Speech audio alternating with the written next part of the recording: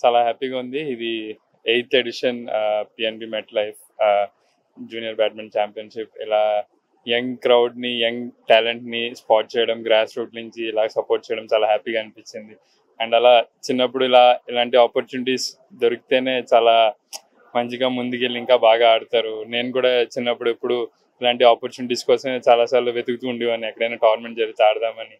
So అక్కడి నుంచి ముందుకు వెళ్ళడానికి ఈజీగా ఉంటుంది వే. సో అన్మోల్ అనే ఒక అమ్మాయి ఇక్కడ నుంచి పిఎన్బి మెట్ లైఫ్ నుంచి ఇప్పుడు ఇంటర్నేషనల్ టోర్నమెంట్ గెలుస్తుంది. So it's a big thing, it's not a small thing. And every year వాళ్ళు వరల్డ్ రికార్డ్ మీద వరల్డ్ రికార్డ్ కొడుతూనే ఉన్నారు. So it's a great thing and really happy.